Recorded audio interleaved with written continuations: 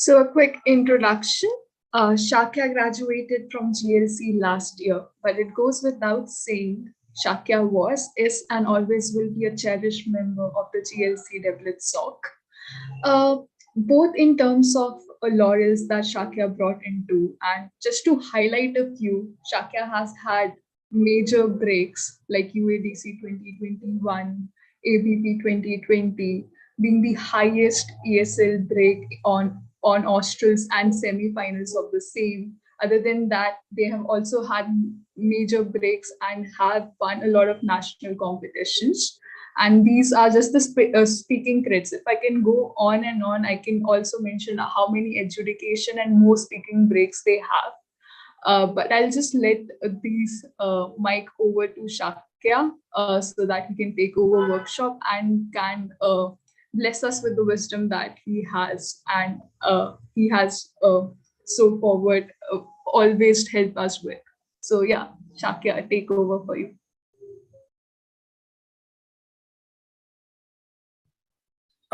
Yeah, wow, thank you so much for those really flattering words. I'll just get to it. Like as said, I was a part of GLC DevSoc. I've done quite a few debates, much like everyone else at GLC. I'm really good at BPs, but I've only ironically won Asian Parliamentary, and that is the sad reality of a DevSoc. So like, I'm going to be taking like a workshop on BP extensions. Okay, so I'm just not going to switch on my video if that's okay, because I'm pretty sure I'll lose like internet if I do so. So yeah, I'm going to take a workshop on BP extensions and I'll get into it properly. And if someone could just like present that on the screen, I sent the presentation. Yeah, sure. I'll just go ahead with the screen. Yeah, perfect. So like, I just want to give a few disclaimers before I start. So this is just my personal interpretation and personal understanding of what extensions in British parliamentary debate ought to be. So like, there are obviously others you can refer to who are probably like a lot more skilled in doing these things. Like you have people within the SOC, Ira, Kevin, Malika, Altmash, all these people, fantastic teams that you can always go for. I think we've also had like presentations from like literal debating legends like Khalis. You can go through that. But this is my belief in terms of how you should approach a BP extensions.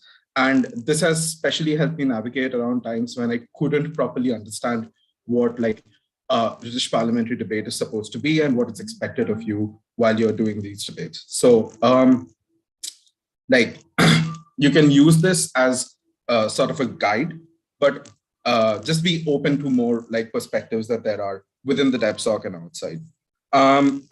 Lastly, I'll just say that I'm really open to taking questions. I think it's much better if we keep this interactive than just like some boring lecture. I can take questions both during and after my presentation. So if you have a question, I don't know if Zoom has a feature to raise hands or whatever, but raise your hands or just send in questions. I'll just get to them the moment I can. Okay, so let's start BP extensions. The way I want to progress with this workshop is I want to do a brief introduction of what is like a general understanding of what BP is. We can move on to the first slide if that's okay. Like I'll do that first, then move on to what is the expectation of you when you're going closing half, British parliamentary debate. Then I'll try to like give you an idea of what are the various things that like various kinds of extensions that are acceptable generally based on what you already see on the screen. And then I think this is the major chunk of this workshop where I want to talk to you about how to deliver extensions. I think being a fact, like the simple fact that you're part of this DevSoc means you probably have a lot of qualitative arguments to like, run in debates. I think mostly where we falter is the proper delivery and the kind of mannerisms you need to get your point across adjudicators and the whole panel, right? So we are going to like look at the manner in which you ought to deliver these extensions. And yeah, I'm going to like use a lot of motions and examples so that it's kind of like easy to understand. I just don't want to throw random theory. I think theory is pretty useless when it comes to debating. As long as you understand and you apply it, I think you're set. Okay, let's start with the WDC definition. And the reason I want to just do this is because if you want a general understanding of what is expected of you when you're like running an extension, this is probably the one that most people will subscribe to. So it's either a new argument which has not been made in the debate, it's a new example, new analysis, or new like applications of existing arguments that the opening half has already done, right? These are all extensions, but like notice that even if that is an extension, that doesn't necessarily mean it's a winning one. For example, just running examples uh, won't necessarily give you a win because that's not necessarily something that has a lot of impact on the debate as a whole. But maybe running analysis extensions or like bringing in new arguments or a wider scope of the debate is probably going to give you a win. I think it's all about understanding what is needed in the specific debate and being tactical about like applying those things. Yeah, can we move to the next slide? Right. Okay. So firstly, I want to discuss role of speakers because I think like when we say extension, it's basically fulfilling the role as like majorly member of government and member of all. So like when you fulfill your role from closing house, I think that's probably done through having a very valid extension that's like bought in the debate, right? So I think it's a bit like important to understand what's expected of you. So like member of gov and member of op to a great extent are similar roles simply because of how they're placed in the debate, but there are certain differences, right? Firstly, in member of gov, there's like an impetus on you to sort of try to resolve opening clashes. And this will more often than not be the case because opening is probably going to take a lot of its argumentation. You'll often notice in debates that positive argumentation is the one that's difficult to get because like responses and like rebuttals are easy to come up with as and when you go through the debate. The second thing you ought to do is kind of recharacterize the debate. The way you can look at this is it's a pseudo PM, right? Like you go as the first speaker once again, and you try to recharacterize and reset the debate in such a way that it's convenient for your team and your argument and your case is the one that's the most relevant. Last thing that you can do is like make life difficult for CEO, right? You dump enough matter so that closing opposition doesn't have a chance to just scoop this from under you, where you like put enough pressure on them to like have to necessarily respond to you and deal with like massive chunks of matter that's coming from your speech. At MO, I think the biggest like role is assessing what is the impact of the case that's coming from side closing government. Because like you have to respond accordingly and you have to prioritize your argumentation accordingly. Because if MG has a lot of impact in the debate and you think they're taking over the opening half, you ought to prioritize responding to them over other halves, other like teams within the debate, right? And it's also like responding to the strongest harm. So when you're like trying to think of extensions, you probably from like closing opposition want to take the biggest harm against your side and probably want to win over it or want to win over the best case scenario that's coming from the side government. I'll deal with this in depth. I just want to like give a brief understanding.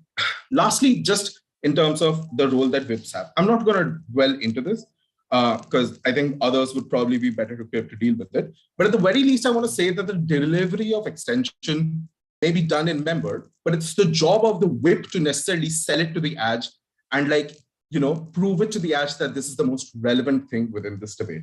So like, I don't think extensions are just something that members on both sides of the closing benches need to do. Whips also need to be aware of what is their role when it comes to the extension, that you're pushing it properly. And when you're doing comparatives, you're not just doing comparatives of Gov as a whole, but the specific extension that you're running from your case. So like, this is just a basic understanding of what it ought to be. Right, so type of extensions. So there are like 3 types of extensions.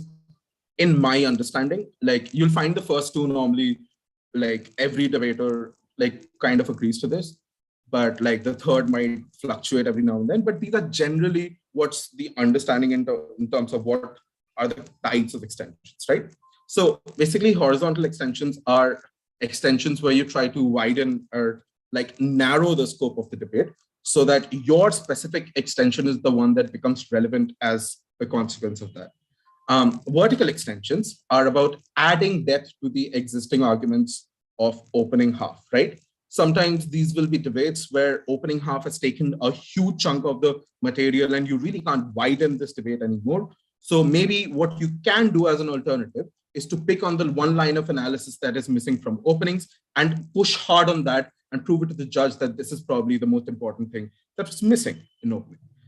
Responsive extensions, as it sounds, is like new rebuttals and responses different from your opening half to the opposition teams.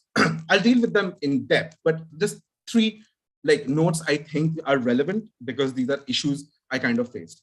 So like this is theory for you to understand what is expected of you, but that doesn't mean you need to remember these terms. So if you're confused, it's fine. You don't need to remember this stuff. As long as you understand what is expected of you in closing, I think that is enough. So like, you don't need to know what horizontal and vertical is. I am still not sure like what these probably are, but I think I kind of get on what is the expectation from you. So don't stress out. The second thing is you can either run one of these or more, depending on the need of the debate. The idea from closing is that you have to be a lot less rigid about your case and more flexible and adapt based on how the debate progresses. Sometimes you'll get an opening that probably doesn't even touch the most important argument in the debate, and you're lucky. Sometimes that won't be the case, and you'll probably get a legendary debater in your opening, and you need to be tactical about how you approach that. So be flexible whenever you're approaching closing. That is like the least you should do given how much time you have to prep. Lastly, there's like no hard, okay, so this is a bit repetitive, but once again, there's no hard and fast rule. If you explore other ways to deliver your extensions, don't think you're going to be like, shunned at simply because you don't like ascribe to these things. Okay, so let's move on to horizontal extensions. I think these are the easiest extensions to both deliver and win a debate with. So these are generally arguments that widen the scope of the debate. And the essential element of such extensions is that it identifies different ends, uses different analysis, and has different impacts. So basically on any motion where opening is trying to say something using a specific set of analysis for specific stakeholders, you as closing come and give an absolutely different like perspective to that, something that's very unique to the debate. And like you use like mechanisms that are completely different from what has been used in the opening half of your bench, right? So this is what horizontal extensions is. When you don't rely on the case that's necessarily coming from opening, but you give a rather unique perspective to either like mostly widen the debate, but also to narrow the scope of the debate if that is appropriate in the situation. There's not a lot of explanation to do here, so I'm just going to explain through like two motions. If you want to pitch in and like say suggest something in terms of arguments you think that could work, like feel free to do so.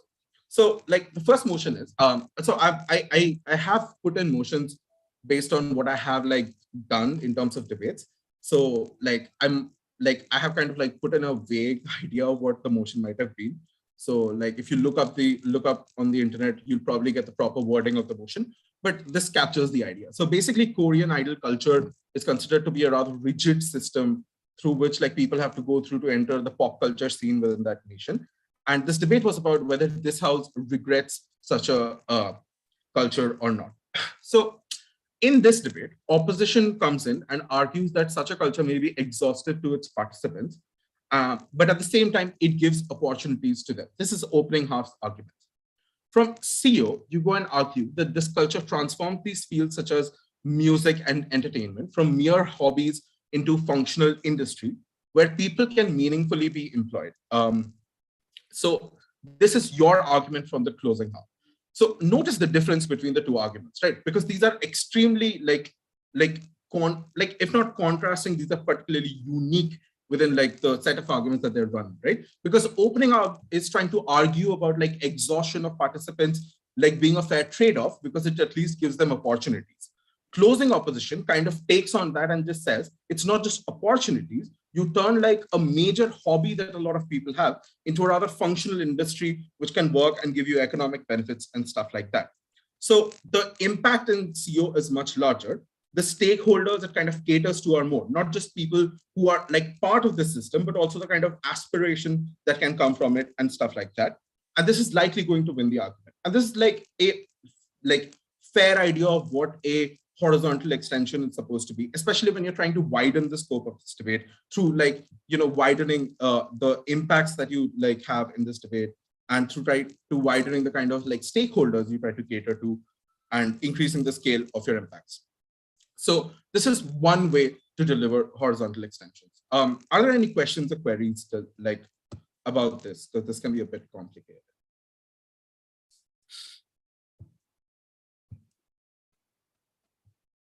Okay, cool. So seeing that there's none, I'll take another example, right?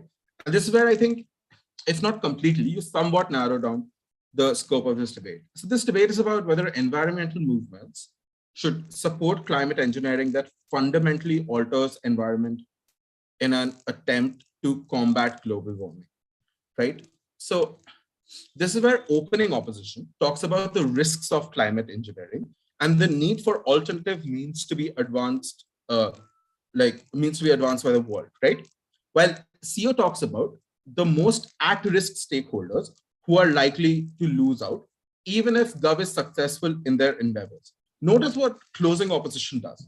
So while opening opposition tries to talk about a worldwide impact in terms of how risky climate engineering can be and how there's a need for an alternative, within this debate, at least, it's a lot speculative and it's quite easily challenged by Gov, right? Because Gov can always come and say, okay, you firstly don't know for sure, and maybe all alternatives that you have advocated till now don't necessarily work. And maybe this is something that's going to work. What CO does is that they take government on their best case, right? Sure, even if it works, what is the cost of this success on your side, right? And what they do here is they narrow down the scope of the impact. So we're not impacting the whole world. Maybe opening opposition is wrong, but from closing oppositions, we say that this is particularly going to impact at-risk individuals who live in at-risk locations which are geographically more prone to suffer from climate change. And because of this, these are the people who are going to be affected on the immediate run. And these are probably people you're not catering to. So whether this works or not, right? The idea from CO is that we're not going to go the same way that opening opposition does. But what we do is, even on Gov's best case, the particular stakeholders who are already the most vulnerable, we show that they are going to be further put in worse situations and stuff like that. So this is another way you want to probably change the scope of the debate. Maybe this is one way where you can narrow down the scope, where you think what opening is talking about is too wide to necessarily prove, and there's one niche area where you can prove and win this debate. So this is one way you can use horizontal extensions. Once again, it's not a strict rule on how you need to do it, but the idea is you need to be tactical in terms of what's advantageous to you, notice what your opening is doing, and then deliver based on what you think works best. Can we move to the next one, please? Okay, vertical extensions. So the idea of vertical extensions, there's no particular way to deliver or these, but the idea is that you add depth to arguments that already exist on opening half, right?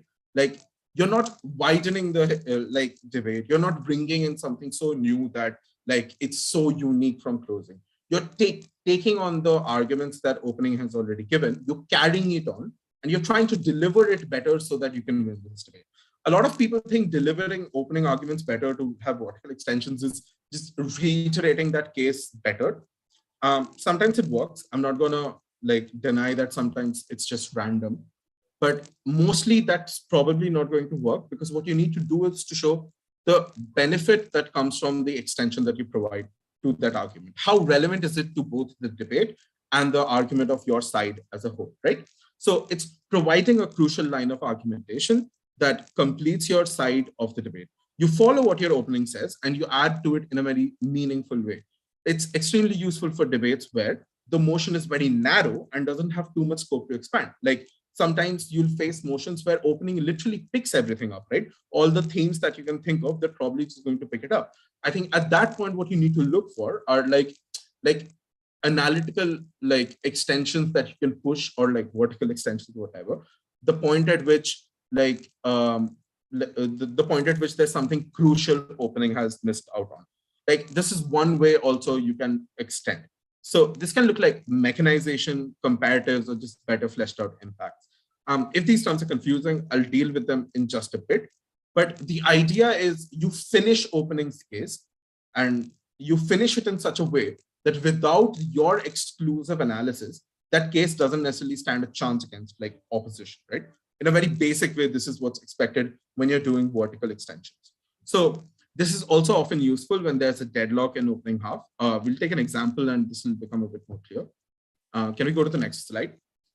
Great. So this was a debate about, I think, banning social media or data sharing on social media and all that stuff, right?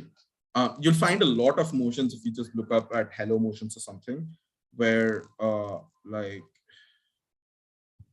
just one second. Right, sorry. So like you'll find a lot of these motions where like they probably want to talk about like data sharing on social media and the kind of control that big tech has, breaking down big tech and stuff like that. But like this is basically the general idea. This was about banning social media companies or data sharing on social media. So, so opening is this, right? OG says that this needs to be done in order to ensure people and their data is not exploited, right? O says that internet will no longer be free, and therefore people won't be able to communicate and stuff. So they also say rather than banning, we should regulate. So like OG's argument is very basic, right? Like they argue everything, but they do it in such a way where they say like, okay, we need to ensure people are safe, their data are safe, therefore we need to do it. And OO says that, okay, like if we do it, probably the internet will no longer be free, people won't have the same access, and it's probably better if we regulate it. So like one extension, which is nothing new from opening, that you run as CG is that, look, there are certain pernicious incentives that these social media companies have that make it such that even in opening opposition's best case, say you have regulations, these companies can continue exploiting these consumers, right?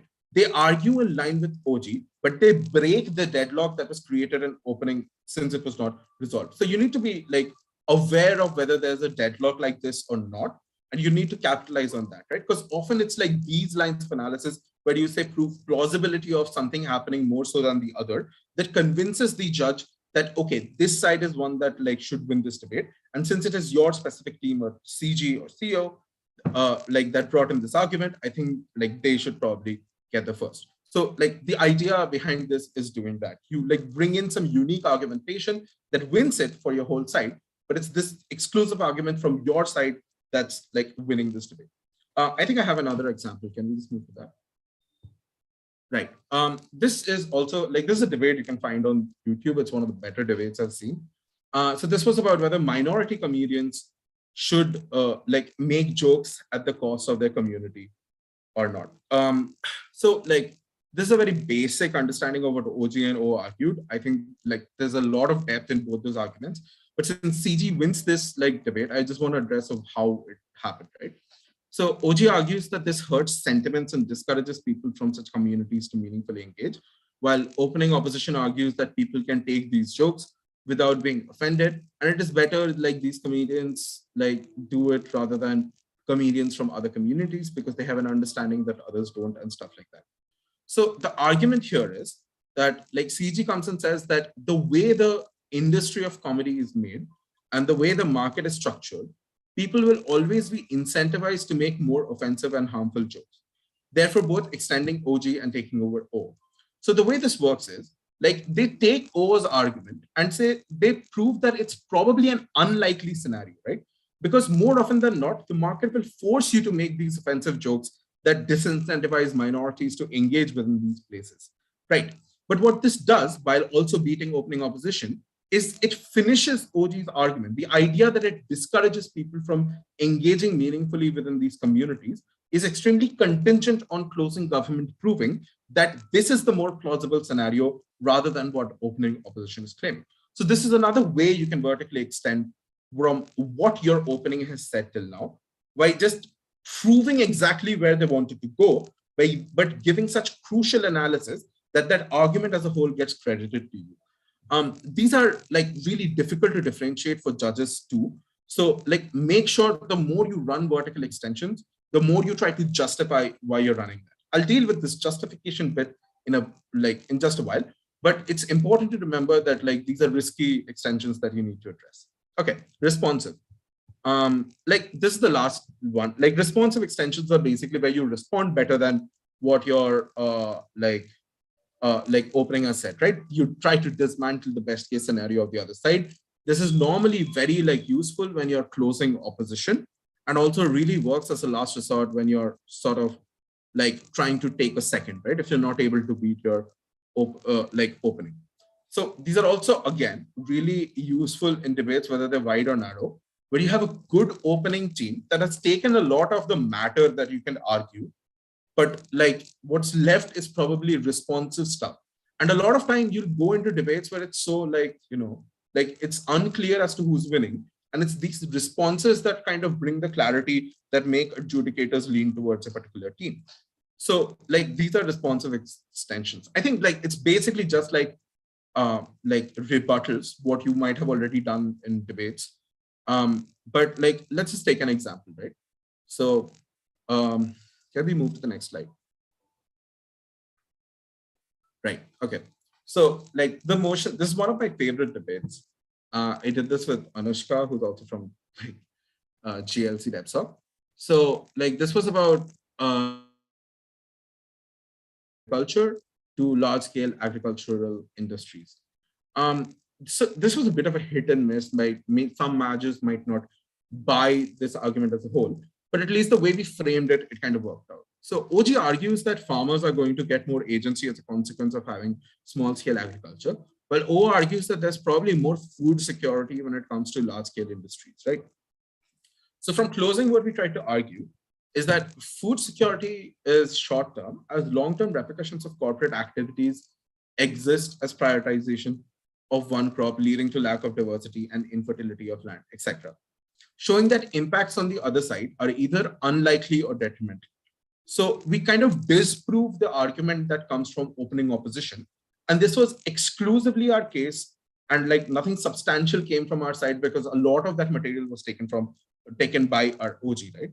And this kind of won us the debate because this disproves everything that opening opposition tries to argue within this debate. Like they say these are the benefits and stuff like that, but we show what's likely to come as a consequence in their best case scenario. And we show why that's like the more plausible scenario, given how big like industries and corporations are structured.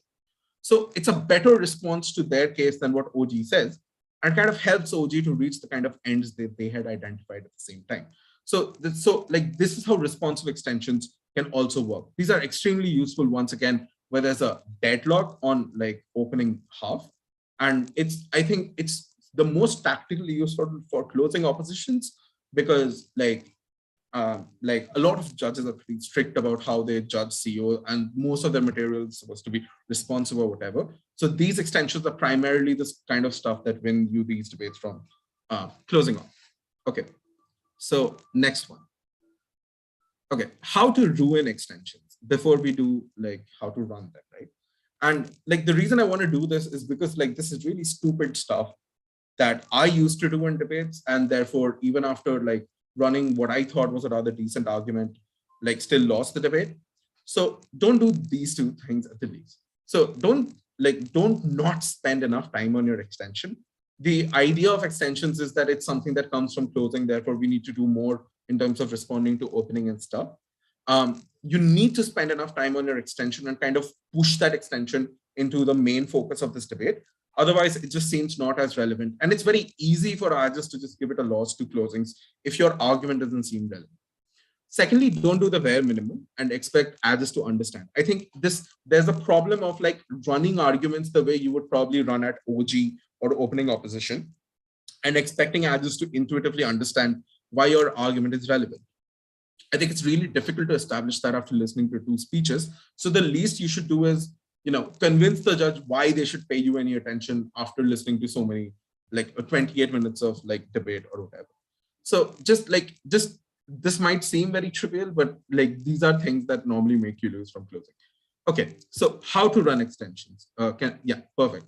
So I'll deal with this in two ways. One, I just want to deal with the manner because I think the thing that has plagued GLC more so than anything is like proper manners to like in speeches that is expected from like by a lot of judges.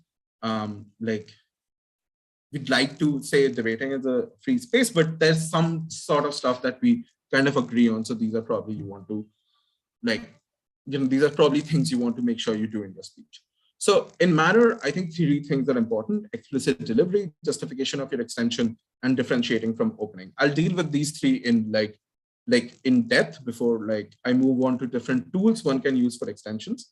I'm not going to deal with this in depth. I'll just show like the ways this probably works. I don't want to take too much time beyond this. Okay, let's move on to the first idea.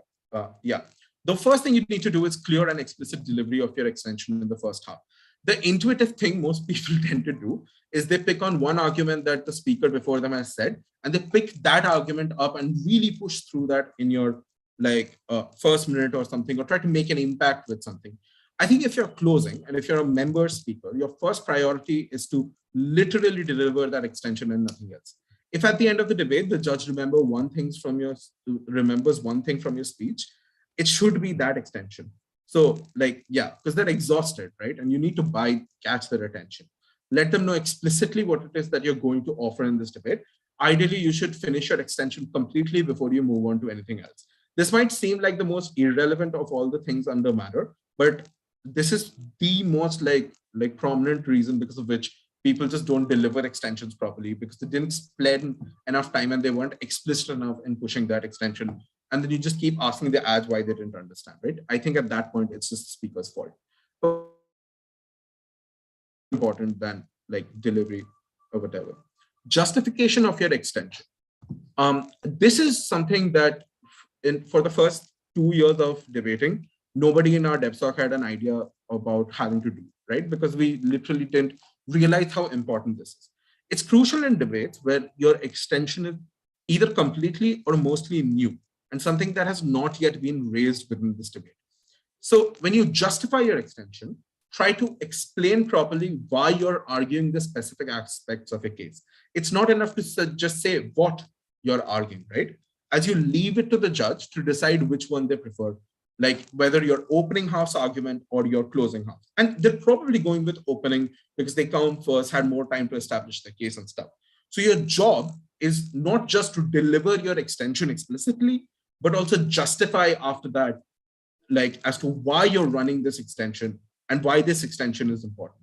This is like the most crucial part of extensions, because like if you don't explain to the judge why your unique perspective is like crucial to this debate, you are likely not going to get credited for that argument. I think this is also crucial when the motion is either too vague, like a principled motion, or too wide, and all teams run arguments that are like rather unique. If you have 4 different perspectives, I think the side that will win is probably the one side that convinces the judge the best that their argument is the most relevant, right? So like this justification of your extension is crucial. And I think like if you're going through debate speeches or stuff on YouTube, like try to kind of recognize the way like speakers do this, because this is probably the part where like the ad is most likely to buy into your argument, right? Where you're able to justify the need of that argument within the scope of this debate. So this is the second thing. Lastly, can we move to the next one? Perfect. Yeah. The last thing you want to do is differentiate from like, well, you're opening, not just OG, but opening opposition as well. Sorry. And this is important because nothing you say will matter if it feels derivative to the adjudicator. If it feels like something that could have come at opening, more often than not, you will have an edge not give you the win.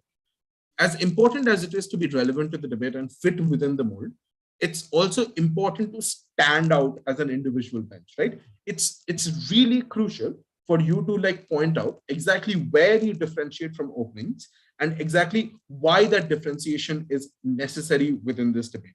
This is particularly important when you're running analytical extensions, where you're trying to extend from the opening.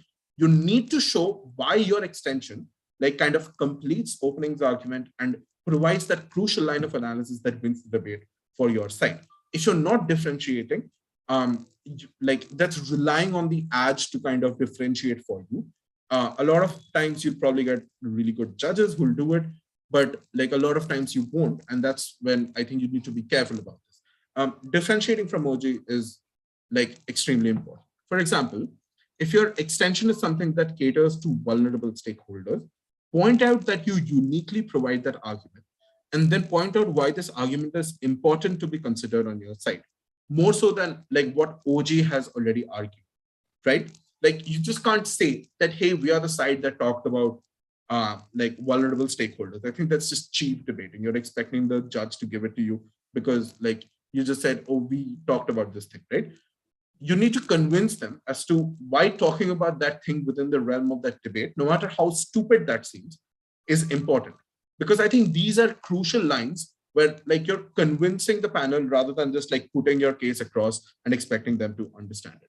So like you need to like explicitly state this, then you need to justify why your extension is the way it is, why it is as new or as novel as it is as it is in comparison to other benches. And then you need to also differentiate from your OG, especially when like the arguments are analytical or vertical extensions or responsive extensions. So these are three things that you need to do. Let's take an example, right? Like if you want to participate and kind of pitch in, you're more than welcome, because like you can have a shot at this. But so this debate is that this house would ban microtransactions in all video games. Like I guess this is about COD, FIFA, and all that stuff. I'm not sure. But from OG, the idea is that these are exploitative and often take advantage of addictions to games within kids and stuff like that.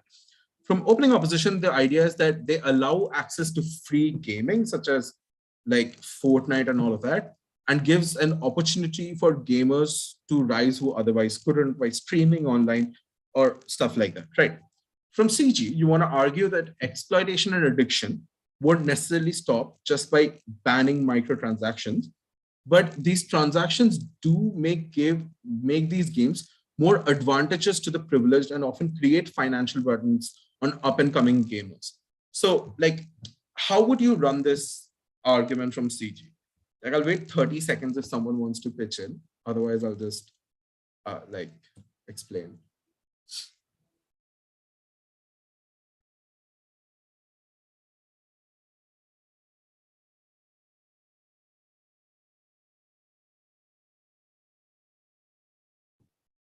Okay, cool. So, right. Based on what I just said, right, there are three things you want to do. Firstly, just explain your argument. Like spend a good 2 to 3 minutes to explain what exactly your extension is. Like put across the idea of why you think exploitation and addiction like won't necessarily stop these things, nullify what like OG tries to claim in terms of their impacts, and then talk about how like this makes gaming unfair and stuff like that. That's the first thing. The second thing you want to do is like kind of try to justify like this like game, right? Why is this relevant within the frame of this debate? Like, and the reason you want to point this out is because like you on opening opposition, they say that this gives opportunities for gamers to grow and stuff. The end they identify is access, right? And the reason this is important is because from closing government, you disprove that. You show how it's more inaccessible, the point at which you have these microtransactions that favor players that are rich and stuff like that, right? This is kind of like the justification as to why your extension matters. Like, where does it fit within the frame of this debate as to why the ad should necessarily listen to you? Because you're directly clashing with what opening opposition is trying to say, and you're trying to take them at their best and say, look, these are just unfair games at the end of the day. That argument of access on their own end is something that they can't necessarily win. So that's kind of the justification, right? Of like basic idea of how you want to justify. The last thing you want to do is differentiate from OG, right? And I think like this is where differentiation is a bit easy, because while OG says that it's exploitative and like you're taking addictions, you simply point out that these don't necessarily stop just by banning microtransactions. So maybe OG is right, but like, you know, the impact isn't something that specifically comes from doing what the motion talks about. Our impact on CG is something that's more concerned and more relevant to the motion. So this is how you try to differentiate from opening government as well. So these are three things that you do at the very least that you need for the like extension to work.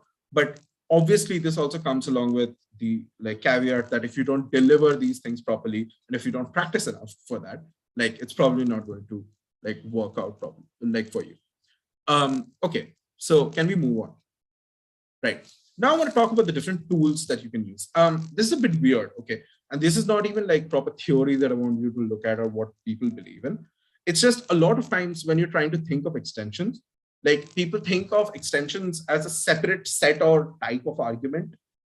It's not. It's like a mixture of different types of arguments that you already would normally run from opening, and like you use it in a specific manner that benefits you from like that benefits you from closing from your bench, right? So at this point, I'll just like talk about 2 to 3 things that I normally use in my debates, which you could also probably use and like try to be aware of when you're thinking of closing cases. So one of the best ways to extend is providing some unique context or characterization towards like either a particular event or like a particular actor, show why this particular actor is going to work in a way, or why this particular thing is likely why this particular thing is the way that it is, right? Context often gives a certain depth to the urgency of the issue, right? If you're dealing with, say, like climate change, when you bring in additional context in terms of how it might be affecting certain specific stakeholders, you increase the severity of the problem, you increase the urgency of the issue. Therefore, you kind of push the ads to believe into the idea that the issue is much larger on your end. I think this is beautiful characterization, because then you can follow with impacts that only you uniquely solve by identifying a crisis by giving extra context. This is the most useful when you're doing international relation debates. International relation debates are a mess, like they're literally a mess. Mostly you'll have 4 teams arguing 4 different things, of which 3 will be absolute lies because nobody has any idea how like any like country works for that matter. But like, I mean, often it's the team that provides good and grounded context of that motion that like wins the debate, because the ad is more likely to buy your argument because they follow the logic that comes from it. So context and characterization, especially in debates that are like very vague, or like IR debates which have like multiple perspectives, you would want to bring in new context and new characterization as a form of extension to kind of bring in new impacts as well. First is that. Second, right, analysis, mechanization. I'm vaguely using these words. Once again, the idea is for you to get an idea of like what you can run, not grasp onto the concepts or whatever. As long as you understand what's acceptable from closing, I think you'll be sorted. So this is basically a crucial piece of analysis that opening has missed out on, like I already talked about. Like when your opening lacks such analysis, it should be easy to take over them, right? Because like, sure, they've not given that analysis and you're like, hey, here's this analysis. The justification is our opening missed out on this, and that's literally where we differentiate from them, right? But sometimes when you have like openings that have given like analysis of their own as to why something is likely going to happen, and you think you have a unique set of argumentation that you provide over there in terms of say mechanization or just like stuff I just talked about, you have to justify why yours is better. Once again, this justification becomes extremely important in extensions, right? Because you're like the ads is always comparing you to the team right above. So you need to justify why yours is necessarily better than theirs if they also have a proper set of responses. A few examples of these is like either fleshing out impacts properly, or like one of my favorite ways to kind of win debates from closing is like by proving plausibility. This is what I mean, right? Just like the comedian motion where we talked about two possible scenarios, where either this leads to a more offensive culture or this leads to a like culture where it's like controlled by people of that community and stuff. Plausibility is about taking these two possibilities, like taking this consideration and this consideration, and proving why your argument, because of structural reasons, is the more likely scenario, right? This is how you like break this deadlock. Sure, there are two possibilities, and they're right in pointing out that that's a possibility. But more often than not, it's probably going to be the other scenario, because from CG or CO, we give you structural reasons as to why that is the case. And I think that's one of the most effective ways to win an argument, where like you don't just like argue and show like there are two sides, but you show one side is way more probable than the other. You show that a harm coming from one end is much more likely than the kind of like harms or benefits that comes from the other side. And I think this is one of the like best ways to kind of win an argument that your opening has already taken by trying to prove what the opening talks about, but show how that's more likely to happen. Because the debate is likely going to boil down to those like questions towards the closing. So you need to like kind of benefit from that. Can we just move to the next slide? Yeah, scale of impacts. Um, so like it's simple. It's quite similar to like the horizontal extensions we talk about, and also like context. But scale of impacts is like basically you're trying analysis and argumentation that you get from side, but you're trying to you're trying to expand the scale that those impacts have, right? You're trying to show that the kind of stakeholders you identify and the numerous benefits that they come to, like, that come to them on your end are much more larger in scale in comparison to what firstly your opening has talked about, and secondly what side opposition can also talk about. Like it's these are rare in, at least in my like opinion, simply because mostly you'll have opening teams that will try to take the biggest impact of the debate so that there's nothing that's missing. But you get a chance where you see that there's like some scope of debate. I think these are extremely beneficial, and these ought kind of win you debates when the ad buys into the idea that, hey, okay, you're benefiting more people, you're proving those benefits much more. It's kind of similar to the agriculture motion we talked about. Like while opening was only trying to talk about the impact this has on the agency of farmers, the impact we gave was much more large scale, showing the kind of detrimental like effect that corporations can have on agriculture of a nation. And at that point, we try to argue that the kind of scale of these impacts is much larger on than what OG talks about, and much worse than what O wants it to be. So this is another way you can run scale of impacts. Next, there's some suggestions, tips, mostly because even after this, I'm pretty sure using as hell though, right? One, structure matters more than anything else. And this is something that took me about 3 years to understand and learn. So if you're not there at a point where you're not like very structured and stuff, maybe start working on it, but also don't stress on it because it takes time. But it matters more than anything else, simply because when people can't identify how good or bad your argument is, one thing they often fall to is how structured it is in terms of how relevant they might deem it to be. Also, it's really easy to communicate to judges who might have different accents or come from different debating circuits where argumentation is different. Often it's structure that puts it so explicitly that your argument sells. Secondly, I'd say give equal importance to your extension and the justification for it. Once again, I'm sorry for harping on this again, but the problem is people give beautiful extensions, but rarely justify why they're bringing that within this debate. Like it's your job at member to kind of sell it hard, right? And you need to do this for your extension to be worth. Don't be afraid to run stuff that others haven't considered. A lot of times in debates, I kind of thought of arguments that I didn't end up running because I thought, why is nobody else talking about this? Often in debates, nobody thinks of the most intuitive stuff, and from closings, you can just come and really capitalize on that. So it's okay to run wacky stuff, okay, as long as they're not problematic, especially from closings. Be flexible while prepping. The best member of Gov speeches, like at least that I have given, were probably written 5 minutes before the speech, simply because you change your speech based on how the opening half reacts to the debate, or like reacts to each other and like progresses the debate. And then you kind of prepare your speech. If you go in with a very rigid and stringent speech, more often than not, you'd probably like find yourself in a difficult position that like tactically in the debate. Lastly, be tactical. This might sound a bit sad, but sometimes the best thing that you can do is take a second in a debate. Sometimes your opening or like some other team will be really good and they will literally take everything.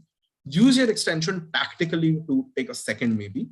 This is really important when you're in out rounds and knockout rounds where only 2 teams qualify. Sure, maybe you can't win, but if you tactically take a second, you go to the semis and that round you win, right? So be smart about that. Okay. Lastly, these are debates you can check out. So I'm not saying these are world-class debates or whatever. Obviously, there are probably better debates, but these are debates I often refer to when trying to come up with like like an understanding of extensions, because once again, it's a really difficult concept if you're not well versed with it. So you can look at WDC 2019 finals. I think both closing teams are like really insane. RBDT 2019, also both closing teams are insane, but specifically CG does a brilliant extension and like a really good like delivery of those just in member of curve. So you can check that out. Berlin IB 2020 finals. I can't remember which room, but one of those is like really good.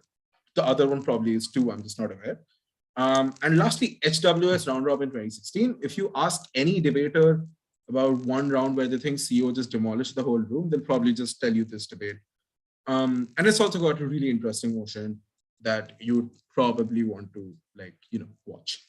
So that was my presentation. Thank you for stopping by and listening to me. I hope this helps you get better results, win, all that stuff. So yeah.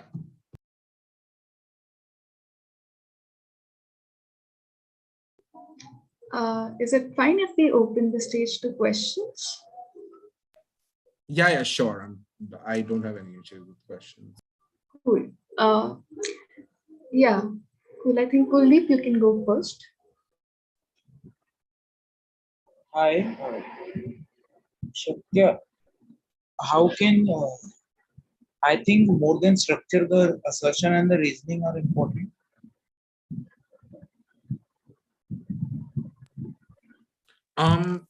Like of course it is. If like your matter in the like in the argument isn't solid, it's not going to work. But what I want to say when I want to like emphasize on structure is often you'll come up with good ideas that should be winning you the debate, but you'll probably lose because you couldn't communicate it properly to the edge.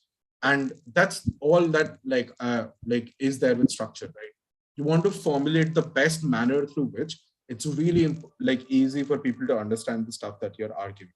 So yeah, like, I mean, assertion, I'm not sure, but analysis and context and all that stuff is really important. But like, if it's not structured, you'll probably end up in a scenario where you're not credited for like the good argumentations that you run anyway. So yeah, structure is a bit important in that context. Okay.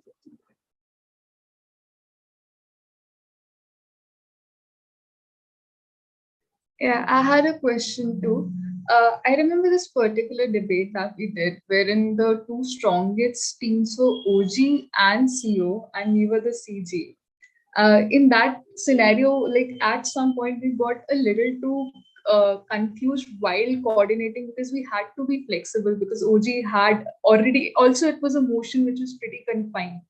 So they had already taken a lot of material, and then we also had to like try and respond to CO. So like how do you like judge the tips while coordinating and prepping while you are CO, like while you're closing branches, like that could help. So like normally like the strategy, at least what I did from CG, is try to avoid exactly this like scenario, right? You can't really do anything about what OG does. Of course, they come before you. But what you need to do from CG is kind of like create and build a pressure on them to respond. And the only way you do that is kind of qualitatively matching OG. Like you want to put them in a position where they have to prioritize responses to CG over their own substantive material. Because from what you're saying, what I can make is like you end up in a scenario where like you probably deliver your case, but there's like absolutely new material that comes from member of opposition, and now it's on GovWhip to go and deal with it. Yeah, like one way, like firstly, try to kind of avoid that, right? Try to flip that on closing opposition itself and try to like bombard them with a lot of like stuff and put the pressure on them. Secondly, like this is something that comes down to whip, okay? If your argument is something that's like extremely new, something that CO doesn't necessarily respond to, do two things. Firstly, try to be more comparative than closing opposition. Like that just means it's more clear in terms of how you're engaging with them, more so than like they are probably willing to be. Secondly, try to point out how they're probably not engaging with your argumentation even if there's like substantial stuff that's coming from member of government at whip, and like try to respond to those arguments that you get from member of opposition using your own like analysis. What I mean is, like, if you have a specific set of arguments that like obviously have to in some way or the other clash with what like the opposition side is saying, try from whip to kind of point out how your extension specifically deals with closing opposition. So like, of course, you're not going to have enough time to deal with them at length, but the least you need to do is like kind of deal with them in such a way that like you give this appearance to the judge that your case as a whole and your extension as a whole like preemptively dealt with that. Like it's really difficult to kind of like, you know, just know what closing opposition is going to do. One of the ways is, of course, like closing opposition is going to probably ask a lot of POIs to OG. Like it's expected of them to do so, right? Because you want to engage crossbench. So at that point, like you like just try to be aware of what these POIs are, right? Because at some point, yeah, they're going to give away some of their cases, some of the arguments in their case lines. Try to pick up on that case line and try to preempt some of it. Like I think this is the best way to honestly deal with CO when you're CG, right? Like one POI to like opening, and there's some facet of their case that is suddenly revealed. Try to kind of build that up in your speech only and just say that we are already preemptively responding to this because this is what we think CG is going to argue. If they're very coy and they're able to get away with it while also arguing something new, while also making it relevant for the judge, that's hard luck. But you know, like the best way to do it is just prepare preemptively. Like just like try to observe what CEO might try to run. And the best way to do that is POIs. Yeah.